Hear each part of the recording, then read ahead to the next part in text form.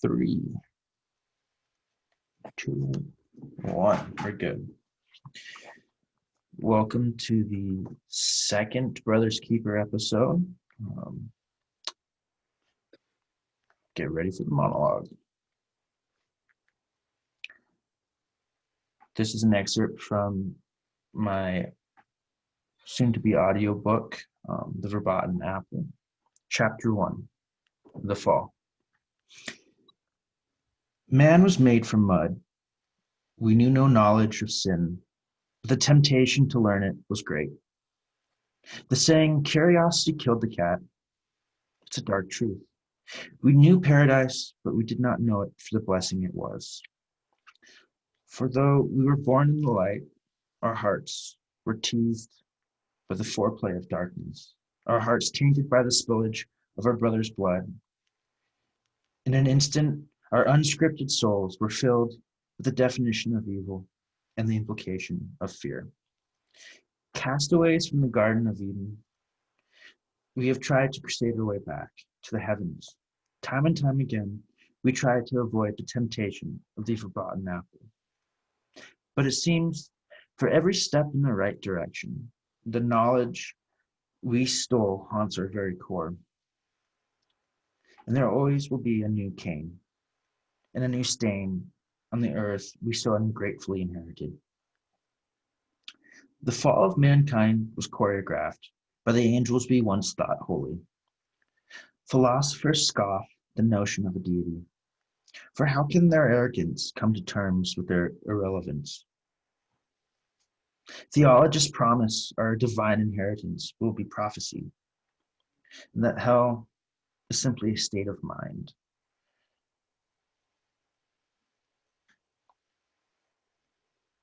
A state of mind that we can choose to avoid. If Sheol is punishment for our sin, then it must be brutal. For the corrupt, secular way we have savaged our kind and our land leaves no room for redemption. Yet, despite our arrogance and fear, there must be hope.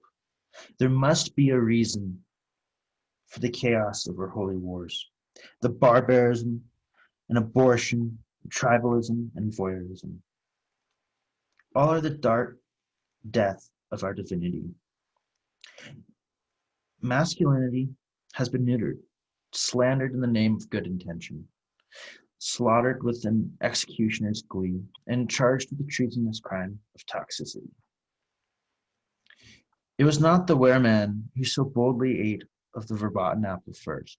No, but in our cowardice, our purpose was made abundantly clear. We lacked the skill to be shepherd. In our fall, we gave insight that our hearts were susceptible to predation.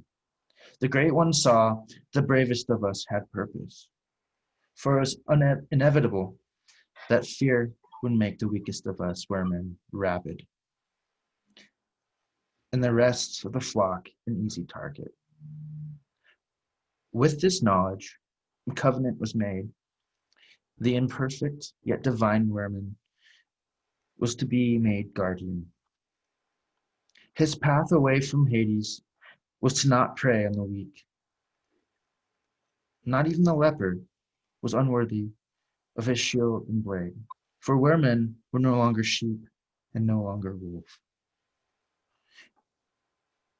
We are called to be something in between.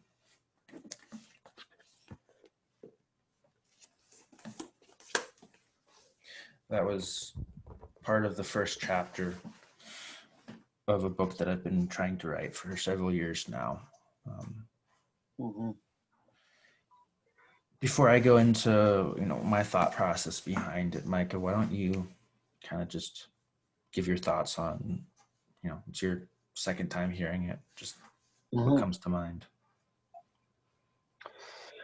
Yeah, I would say it's good to go back like you did to Eden, to the garden, and where a lot of the lack of masculinity started, and where a lot of the, like you said, chaos and pain comes from. It's good to reflect on that sometimes, I think. And I really enjoyed the really, how do I say it? I mean, artistic sounds not the right sort of word, but the artistic, Poetic. poetic. There you go. Thank you. I got you. Artistic is much too frilly, and what you did was not frilly at all. Did you say Uh, autistic or artistic? It sounded like autistic, which would make sense. which would make sense, certainly. um, no, but the poetic way that you describe, I mean, kind of our trials, like the chaotic mess that a lot of us go through or are going through. And it's, life is not pretty. Life is messy. It's not clean cut. It's not straightforward, and it never goes the way that we hoped it would. And yeah, it's not about where we are, but it's about where we're going. Hmm. Recognizing the mess we're in. This last week, that's the first I've actually been able to write down of the book. I wrote it today, actually. It's been in my head for years. I'd think on it. I didn't have inspiration to actually put it into words, though. And it's become more than what I was thinking it would in my head and in my heart. In this last week, I've seen some dark things. Working EMS, yeah, I mean, as a nation, we're going through rough times without COVID, but with COVID, there's, sickness, there's death, there's loneliness. There's a lot of loneliness I've discovered, and there's also just reflecting on my life and things that I've seen prior to the last month. There's a pain in masculinity in men, in mankind, and yeah, we learn about the Old Testament. We learn about how God kind of changes. If you actually read the passages of the Bible, he was very much more involved at first, and then it kind of seems like he's taking a step back. You don't hear from him quite as much. And then there's Jesus, right? He's both man and God. And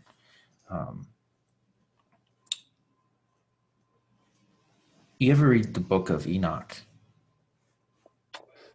A few verses, not much out of Enoch. That's where I have gotten a lot of inspiration for this book. So Enoch was, I think, the grandfather or great grandfather of Moses. And he's considered to be like the first Messiah, I guess, of some sort. The Book of Enoch was more relevant in Jewish culture and history and scripture. Doesn't mean that it's not biblically unimportant. It's just not as significant as like the New Testament, and it historically puts the Book of Genesis into clearer light, I guess. Genesis makes more sense because of the Book of Enoch. There's a lot of time-wise, the timeline doesn't make sense to a lot of people if you just pick up a Bible and start with the Book of Genesis. It's like, wait a minute, like there's references in here that don't make sense. The Book of Enoch was kind of banned in early Christianity because there's a lot of weird cult-like influences that it gave. There's groups that worshipped Enoch and whatnot. Again, it doesn't mean that it's not historically insignificant. It means that there's history there, there's truth there. It's just not as important as the Holy Bible that we have today. But one of the theological questions that you can kind of gain from that, from the book of Genesis and the book of Enoch, is the idea of what does it mean to be man and to know yourself as man. And we talked about this earlier, but just for the audience, the idea that when we were made in the Garden of Eden, right, we were made without knowledge of the truth and evil. And I'm not qualified necessarily. I don't have a theology degree, but this is just my thoughts on it. There's church fathers, early Christians, that discuss the fact that even after eating of the fruit of the forbidden tree, we still don't quite understand the knowledge that we gained. And this is part of why we seek out, sin in a sense. If you look at the early art of the church, right, there's lots of nudity, right? There's lots of almost porn in a sense. But if you actually look at the paintings, and you actually look at the faces and how each caricature in each painting and each sculpture looks at each other, they're not looking with lust, they're not looking with sin, they're not looking with the knowledge of such imperfection. They look with a sense of purity and love. And man has lost that since being kicked out of the Garden of Eden. Going back to my text, so I talk about this idea of being something between wolf and something between sheep. I want your thoughts, Micah, kind of what that means to you. Well, it's funny. It actually reminds me a bit of the movie American Sniper. And in the very beginning, when I believe it's Chris Kyle's father is telling them, that there's sheep and there's wolves, and then there's sheepdogs, and the wolves are the bullies, and the sheep are the victims, and the sheepdogs are the ones who stand in between. And so, what you wrote reminds me of that, but on a greater scale. Of the wolves are often seen as the bloodthirsty kind of enemy, Mm-hmm. the one plowing at your door. But the sheep are just the dumb as brick, helpless followers, it innocent and pure in a sense, but not self-sufficient, not able to make it through on their own. Mm-hmm. And so, yeah, something in between, like you said. I'm going to throw something back at you with that. The wolves are not our enemies. They're us. They're us not living to our potential. They're us giving in to selfishness, pride, arrogance. And the sheep, right? They're no longer us, right, as men. They could be. That's the thing. They could be us. Again, we can be both sheep or wolves. It just depends on our state of mind. I also want to make note of no lepers unworthy of our shield or blade. What does that mean to you? No leopard is unworthy of the shield or the blade. When I hear that, what I hear is, no one is without value. No man left behind. There's no one on earth that we're gonna say you're not worth it. You're not worth my time. You're not worth my effort. When I hear that line, I hear you putting a value on people. I hear you, saying something different than what society says about themselves. Hmm. Yeah, about ourselves, what we say about. A lot of times I see, politics about, sensitivity, feelings, like everyone's a victim. And if you actually look at the details, the only one victimizing anyone is oftentimes the very group themselves that are making, they're the meanest person to themselves. There's this idea, I think it has to do with how secular our society has gotten. With, we want to be affirmed through others, but we're the least willing to affirm ourselves. um, I see this a lot in females, but I see it in myself often too. I see it in other men. I can tell you from past relationships where, I was seeking the relationship because there's a hole in my heart that only God could fill, only I could man up and fill. But for me, the only clear answer was that someone else had to validate me. What are your thoughts on that? Seeking validation from others. Hmm. Yeah.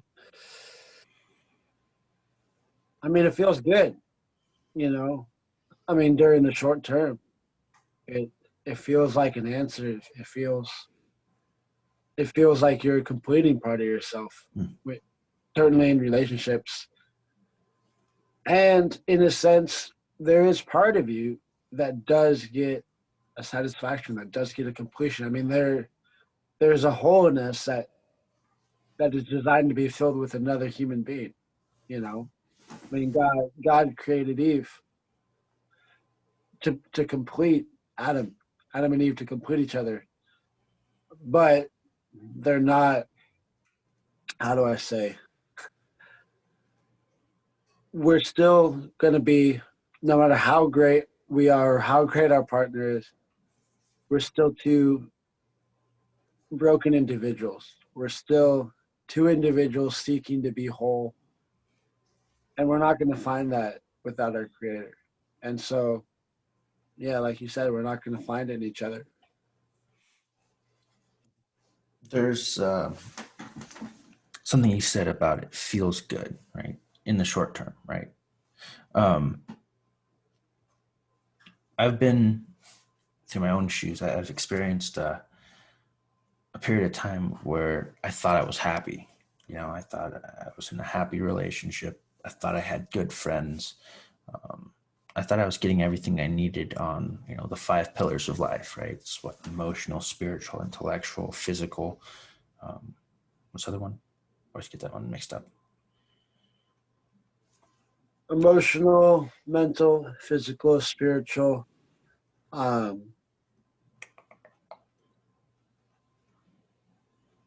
I'm, I'm I'll do a blanking. quick look. The soul, the soul, So whatever the word for that is. five pillars. Let's see.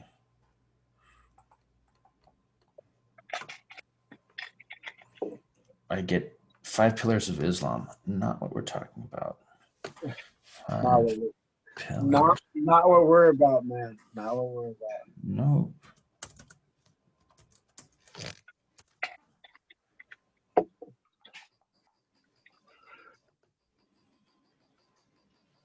Now I'm getting love languages, which is relevant, but Probably a different episode. maybe we need to do some research, bud. Yeah, yeah. We'll do some research.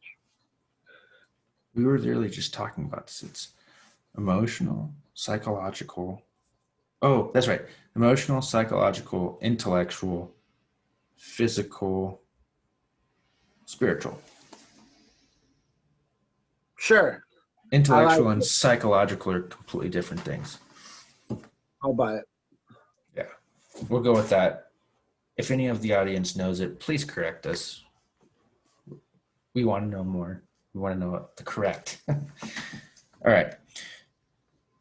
1 second. There we go. Now I'm in full screen mode. I can actually see you.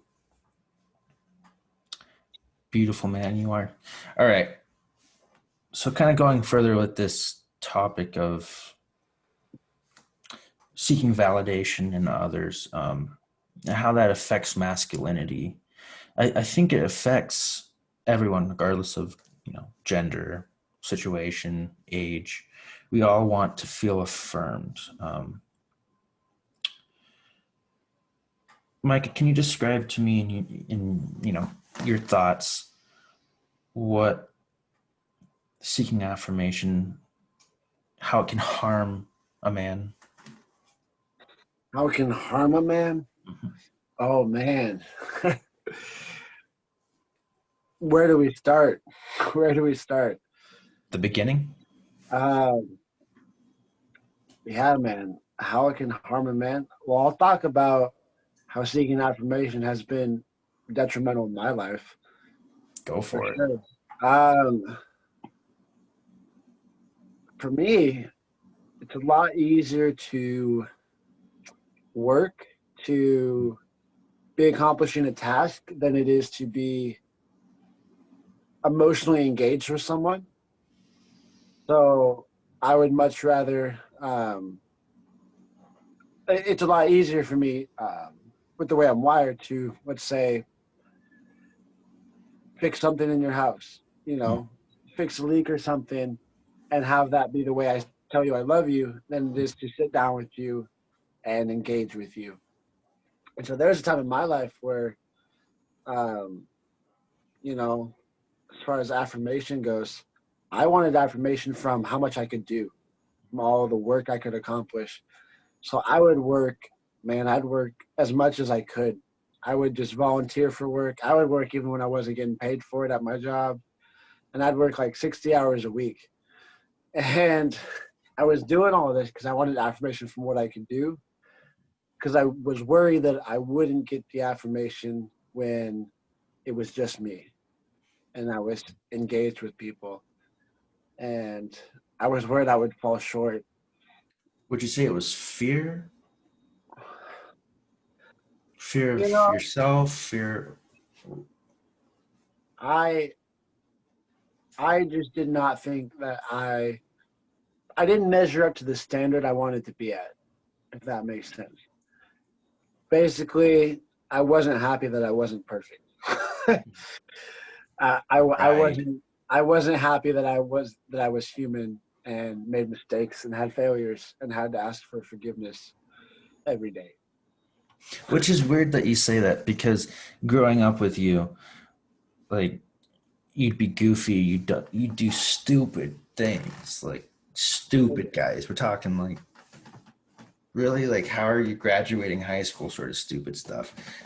Like, don't trust him to drive. Don't trust him with a cup of milk sort of stupid. Sorry, I'm ripping on you a little bit, but Hey, and have this it's kind of true. confidence that like, he didn't care what people thought. He was unapologetically him. I didn't know that he was struggling with this at all. He didn't give it away. I think a lot of men give off the impression of confidence, but there's a lot underneath, because we live in a society where toxic masculinity is supposedly a thing, right? Not to say there's not toxic males out there. There's assholes out there that deserve to be beat within an inch of their life, but not every man is the same. And we haven't been given a fair chance. I'm not saying that we necessarily need a fair chance, but I feel like society's been so critical of us, and it's doesn't do us justice to criticize us for some of those things, because society wants us to be one thing, but we're struggling with 1,000 other things, and we're men. We don't typically tend to talk about this. Men are meant to be tough. That's what we've learned from an early age. I mean, if you think of your father, right, Micah, if you think of your dad, I think of my dad. I think of a man that literally could charge into a building and take a bullet and not complain about it. And for me, that was the epitome of masculinity, was like, it's okay to feel the things I feel, but that's for me to work out. And for you, you kind of gave off this false air of confidence. For me, it was, I acted out in aggression, I think, a lot of the times with my insecurity. We have mutual friends where, like, I started getting into martial arts at a very early age. I was getting my ass beat in the playground. My dad said, "Oh, hell no." So Yeah. I found identity in the martial arts, and I made some friends there. And so, like, when you fight with someone, you can bond in a way that um, I don't think you can bond with anyone like you can sparring out on a mat in some sort of traumatic experience. There's just a certain sense of understanding. You know their weakness, you know your weakness, they know your weakness. There's a mutual respect there. And I kind of feel like the friendships I gained from martial arts, I was trying to find that, and the only way I knew how to do that was to either be an asshole or, beat on someone. We had a friend, I was talking to him the other day. I was like, "Bro, how did you put up with me? I literally beat the shit out of you every single time that I saw you." And he goes, "I understood why you're doing it. I knew you were better than it. I just had to wait it out," which is not good. You shouldn't do that as a man. If someone's disrespecting you and they call themselves your friend, you have every right to stand up to them. Um, Call but call them out. Yeah. call them out, yeah. Um, and again, like, this idea that men have to be the, touchy feely, sensitive type. If you are, great. If you're not, okay, that's great too. Like, you don't have to share everything with everyone, but you have to be able to put your pride aside and come out and realize, hey, I've I'm not being the sheepdog that I need to be, right? I'm being the wolf or I'm being the sheep, both of which can hurt others or hurt yourself. You have anything else to add on that, Micah? No, man. I I think you're hitting a lot of things spot on.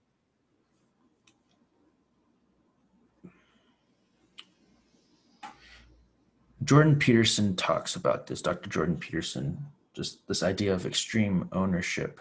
Um, a book I suggest everyone read, even Micah, although it might be hard. There's an audiobook version of it, just in case you can't read big words. Um, what is it called? I just had it and I just blanked on it. All right, getting it up.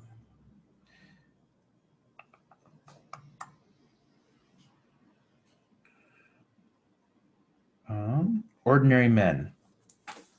It's an older book. It's talking about a group of reserve police officers in Nazi Germany. Um, and Jordan Peterson has podcasts on it. He's much wiser than I am. He knows a lot. I mean, he has a PhD and he's just a genius. So, but again, this idea that as men, we can say, "Oh, I would never do that. Whatever evil has been committed, I would never do that." I've seen some, darker things in the last few months than most 21-year-olds. And, I can say, "Oh, I would never drink and drive." And, maybe normally I wouldn't, but something out of the blue could happen. And, rough day, whatever, make a stupid mistake. And suddenly I'm the very thing I said I would never be. Um, I think it's important to realize that if we can picture in our head the very, very, very worst human we can possibly imagine, and then imagine that person being us.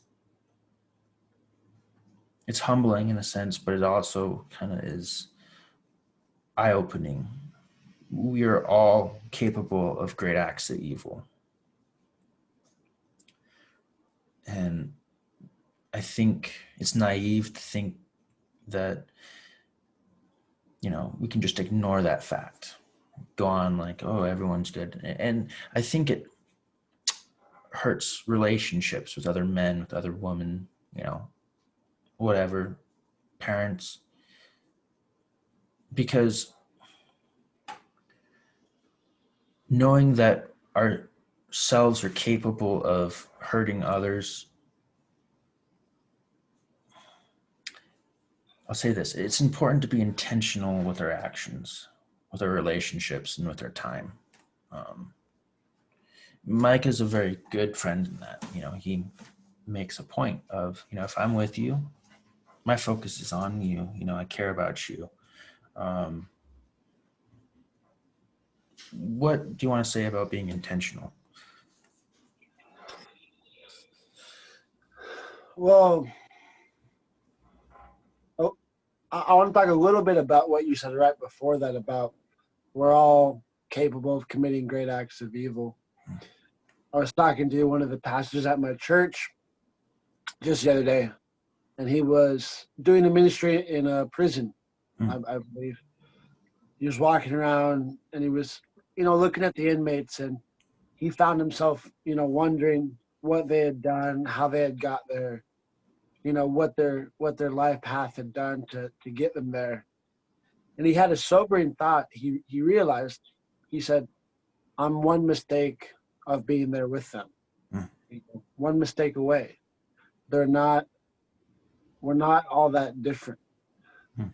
And it sobered him up and humbled him to realize that,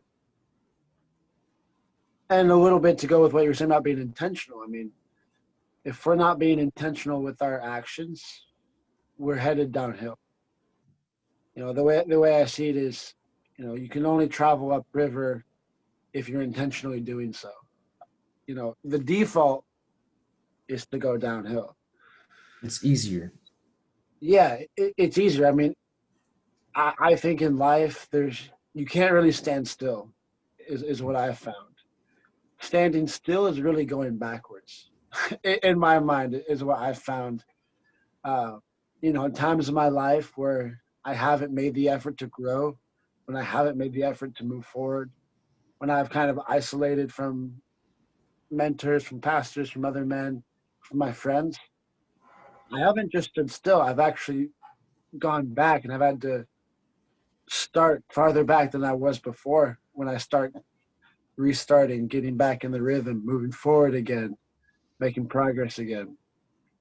And so, yeah, I believe it's extremely important to be intentional with our actions, because if we're not, I mean, what are we doing if we're not moving?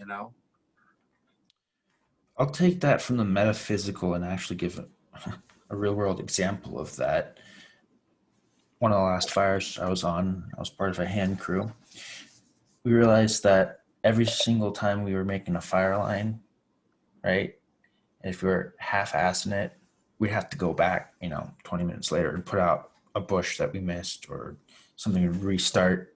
And if we took the time and went slow and, you know, we had a captain tell us afterwards the better way to do it would be each person has one intentional moment with their hand tool of some sort. Make a chain, and if you work together, you can put it out. But we were exhausted. We were being lazy. We wanted to take the easy way out. So we ended up having to hike up and down this canyon all day. Um, and it, took way longer than it needed to put out a stupid fire, like if that fire was, humanity, right? And we are trying to get it in the right path and we're half-assing it. We're not being intentional. We're going to have to restart every few steps forward. We're going to have to constantly go back. And it doesn't mean that, yeah, sure, you have good intention, right? That the path to hell is paved with good intentions. My favorite quote from my dad, who probably got it from someone with a PhD. But um, also, Terry Goodkind has a quote that says, "The worst consequences come from good intentions." And it, as a man, we can have the best of intentions with whatever we do, with other men, with our job, with our life goals. But if we don't sit through and intentionally use logic to plan out our actions, we can end up doing great harm. Um, Yeah. you have anything else you want to add? No, I mean, I agree with you. Um,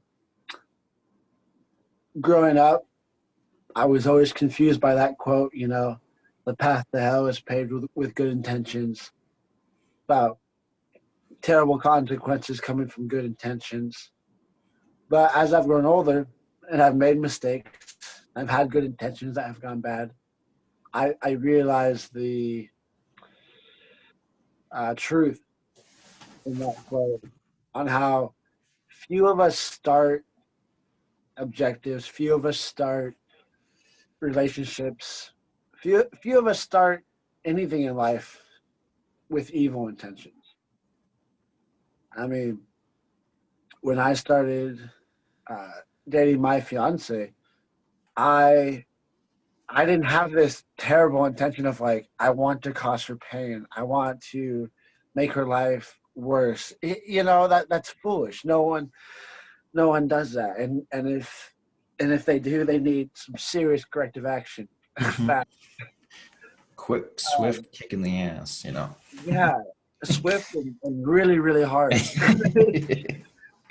um, but you started saying, I'm gonna do this. I'm gonna get this right. I want to do this for them. I want every day to be, the new best day of their life, and have all these good intentions. But you get caught up by, it might be sin, it might be you let your anger get the best of you. You let lust get the best of you. You let your job get the best of you. You quit devoting time, and you have this new responsibility. And like we talked about earlier, when you're not being intentional with it, you're going backwards. And soon enough, you find out, you're causing them pain. There's turmoil. There's life is happening. There's no rubber bullets. Every action, there's going to be consequences. And not to say you can't move on from them, but they're real. They're there. And so I think there's truth in that, in those quotes. And also, those quotes do have limits. They're Right. not they're Right. not like a life motto. They're not God breathed scripture. They're not virtue necessarily. Yeah. So I mean, with every quote, whenever I hear it, I think about it. I validate whether it's true or not.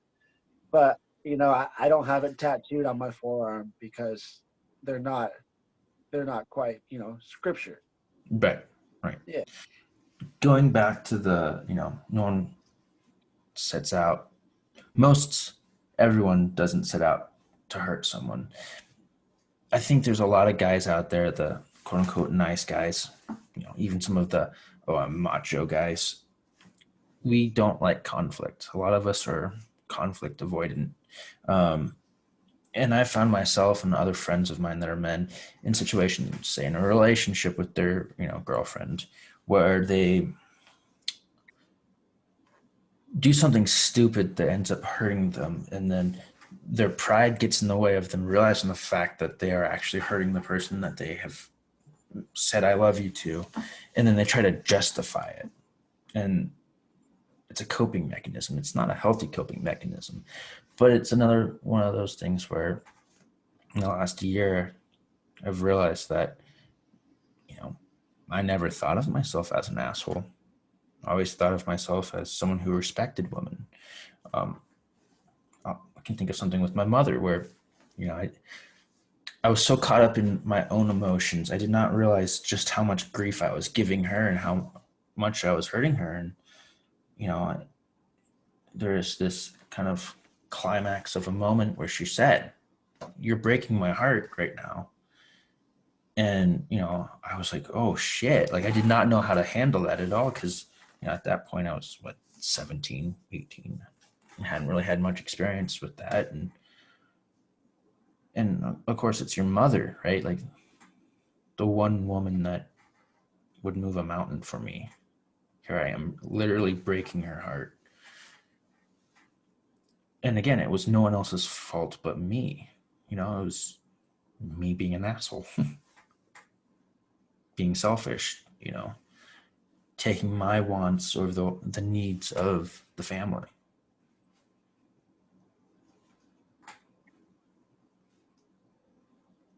Yeah.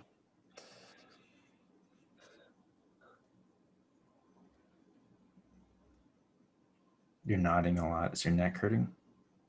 No, I nod out of default, like when I'm thinking over something. Gotcha. Yeah, that's See, some I people. didn't know you thought that deeply. No, some people just stare blankly at you. Some people say, "Uh huh, yeah, come on, say it more." Some people respond to you. I just bob up and down like a freaking bobblehead, See, I don't like silence, so I just pull shit out of my ass and go with it. and sometimes it works. And most times it doesn't.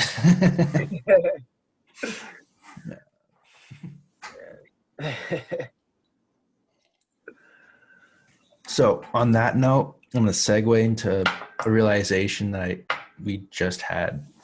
So, Mike has been my best friend since seventh grade. Yeah, A seventh long grade. time. Long time. I thought I had his email for years now, and I had auto fill in my laptop. And, I've been sending him, links to essays that I've written. Like, hey, like, you want to go over it? Hey, look at this. Look at this picture I found of us. I kept sending him links to this Zoom, and he's like, I haven't gotten any. I haven't gotten any. He's like, send me a screenshot of, the email you used. I missed one letter. One letter. And for the last at least 5 years, I have been sending emails of And kind of I have not, personal stuff to some random guy. I have not received a single email until today. And here's the thing, I never even knew you were sending emails. I don't No, even know like when you got the email because I only created it, like you said, like 5 or 6 years ago. So I never even knew you were sending them to me. uh, But all clearly a those college degree is wasted on me. all of those years of disappointment of me not responding to your emails, and you were still a good friend. My That does fault. It's my something. fault. Yeah, that's gonna crack me up for a while. That's good. I'm glad I can provide I'm, entertainment. I'm gonna wake up laughing today. I always wanted to be a comedian. Small bit. Yeah, small bit. Gosh. Segue into a less serious topic. I'm going to turn down my monitor. There we go. I'm yelling in my ear and it doesn't sound good. Um, how you been? What's new with you? What are your Oh, goals? yeah. I mean, I had a few days off work due to weather and just the winter time of year. Um, Less jobs. We've been waiting for permitting to go through and stuff. So, days at home to yourself instead of using that to, you know, increase, been getting lazy. A lot of people at work gets them tired, Mm-hmm. and but for me, work kind of helps me like stay energized. So I have more energy on a work day than I do on a day off. You know, Is very ADHD, so he doesn't know what to do with himself. He doesn't have to do something. exactly. Like for me, I, I'll work a whole day of work, And then I find it pretty easy to come home and do a workout or go on a run or something like that. Because I'm already awake, I'm already alive doing stuff. But a day off is when I have a lot of trouble self motivated on a day off. For a day at work, I can get myself pretty hype. I can get myself pretty motivated, even if it's a crappy job and crappy weather. But when there's no one pushing you, and there's no sense of responsibility, left to my own devices, I'd like to say that I'm, a self motivated individual, but in all honesty, I'm not. All that to say, though, to answer your question, I'm doing well. I'm That's not. good. Yeah, I'm not. Although I'm not super excited with the fitness progress I made over my days off. Even though I know I kind of took a couple steps backwards, gained a pound or two, still doing well. It's Still happy. temporary. It's temporary. Yeah. Yeah, I think we can probably segue from that into something a little bit more serious.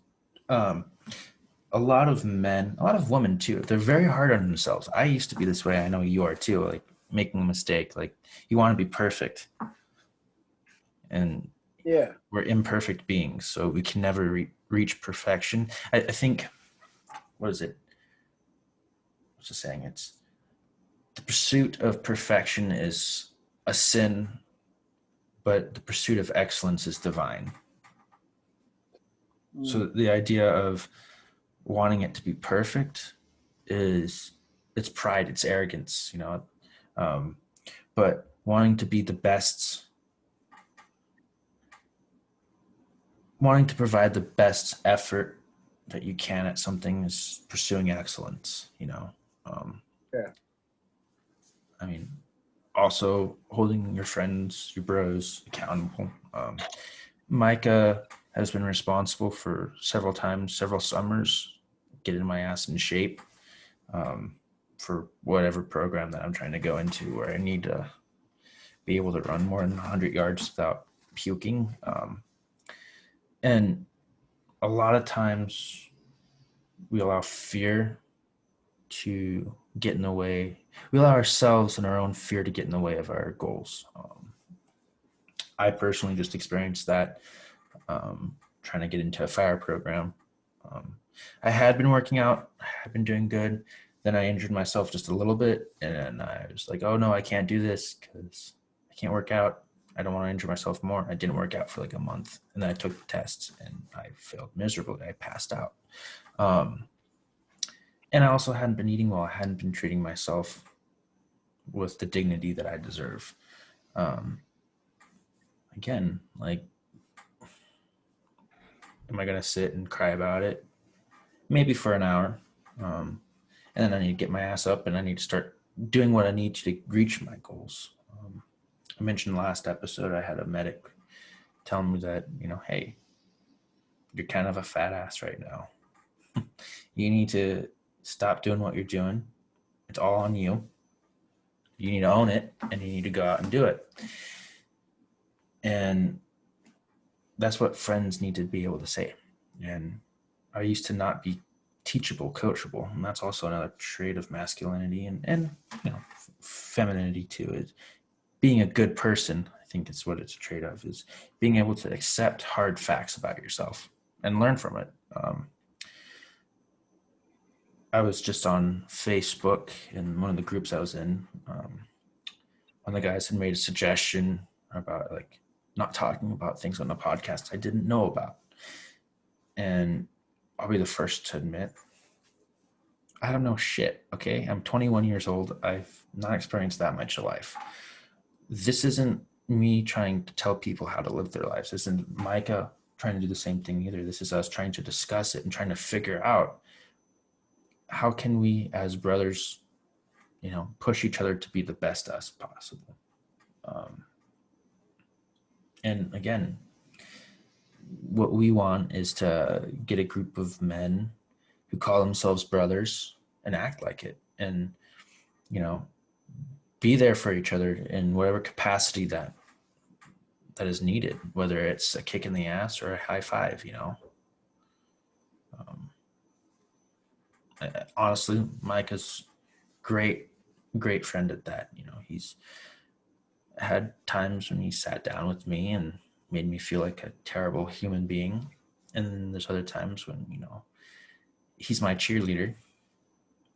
Not as cute as I would want a cheerleader to be, but you know, can't complain. He's free, so yeah, not bad. I could be some bum on the street. Not bad. What say you, oh guapo? Let's say me. Yeah, as far as like, you know, us diving into topics that we're not experts on, it's not about us having the answers. Mm-mm. You know, that the culture we live in, the current age we live in, it's all about answers. It's all about quick fixes. But for us, the way I see it is it's us learning alongside you. It's us talking with each other and getting new perspectives and not making up our own answers, but just you know growing together, learning together, making mistakes together. And there are certain things that I do believe to be fact, and those things I stand behind. But other things I'm learning, and and as I learn, you know, I'm going to tell you about my mistakes. I'm going to tell you about stories from my life, and I'm going to tell you about what I've seen. And you can take those and interpret them as you want, you know. Hopefully you learn from them. If not, you can still share them with somebody. Or at least laugh at us.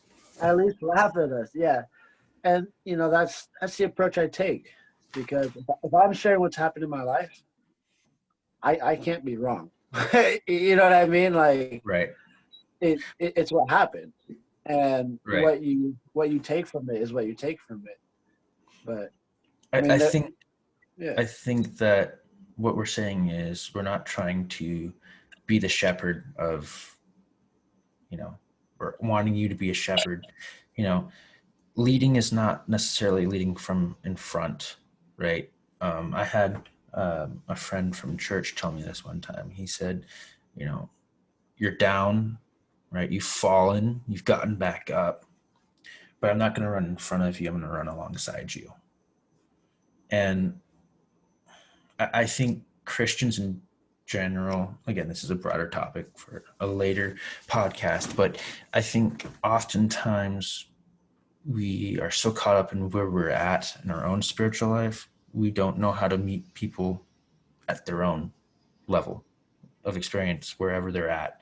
Um, and it can push people away. And that goes for anything aside from religion too. It can literally just be financial stuff too. Like, you know, Mike could be a millionaire and I could be still making, minimum wage occasionally, and for him to start throwing out all the successful things he's done, I don't understand that. Like, you got to be able to have patience and grace and still be firm, not accept the bare minimum from each other.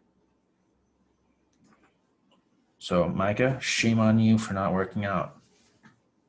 It's fine. shame I on ate you. like crap this week too. So we're both imperfect. That's the beauty of it. Yeah, Yeah. And that's what next week's for, right? That's what tomorrow's for. Each day, we need to try and do something that makes us better than we were tomorrow, or than we were yesterday. Excuse me. How late yeah. is it?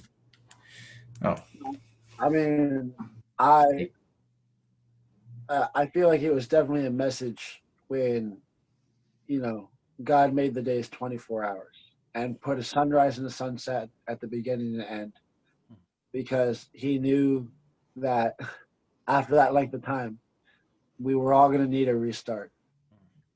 We're all going to need a breath of fresh air and a little nap. you know, Right. and then it was going to be time to get going again. And just like you said, my big motto, you could say, recently has just been better than yesterday. Mm. It doesn't matter where I was at yesterday, as long as today I'm actively trying to grow. I'm trying to get a little better. I'm not trying to be perfect tomorrow. I'm not trying to be everything I've ever wanted to be tomorrow. But I need to make sure I'm moving forward and not backward. Hell yeah. Yeah, and it's simple. It's simple. Yeah. It's not easy, but it's simple, you know? Yeah, I'm not gonna forget it. It's not some long, drawn out plan that sounds really sexy, and gets you all hyped up. It's just simple. I don't know. I think it's kind of sexy, you know? You know, Hmm. I- No homo. I think we're safe to say that, right? No homo. We're good? I don't even think we have to say no. Yeah. No. Nah. There's enough Some Jesus in this room. We don't have to. not Jesus in the room. No homo or something like 15-year-olds say. That's his way of saying that you're being immature on camera. Okay, I'll shut up. I have a way with words, eh? No one has ever said that to you, ever. Never, never, ever. Yeah. This asshole and I were the only ones to ever receive a specific science award in ninth grade, Miss Asprey's class. Anyone want to know what that award was? The biggest dumbass award. Only Biggest. one in the history of our school to ever receive it. One of a kind, just for us. Oh yeah, unique. Specially made. I mean, it was unofficial because they're not allowed to make that an official award. I'm sure if she'd found a way, she would have though. She was cool. So it was her birthday today, yesterday. I don't know. Huh? Facebook tells you amazing things that you It does. didn't think you'd ever remember. There are some things I miss out with not having social media, but I stand by it. I think you're a smart man. No, social media can be incredibly helpful and can be really good at staying in touch with friends. But I just He prefers a handwritten sentiment. a handwritten sentiment. If I'm mad at someone, I'll just send them a very angry letter. Yeah, I still wish it was sticks and stones, you know? You can actually Stick, hurt someone with those when you're mad. horse and carriage. Yeah. Yeah. All right. So from here on out, some knowledge. I am writing a book. I'll read excerpts of it. But if you want to get more info on and more of the book, it's going to be an audiobook format. Um, it will be available on iTunes and Spotify, I believe, maybe Amazon. It'll be available on some soon to be decided platform for a little bit of money. In addition to the audiobook, Micah and I and some other guests will be doing more of an analysis on deeper things and the book itself. So that will be behind a paid wall of some sort because obviously we can't make a living off of this, and we're not trying to get money necessarily, but we want to get better and be able to provide the best that we can provide. And obviously, this low quality stuff ain't the best that we can provide. So we appreciate all your support and keep on keeping on. You know, keep moving forward every day. That's better than yesterday, like Micah says. You know that we're here for you. We may not know you, but we still care about you. And yeah, thanks, guys. See you next time. See you guys.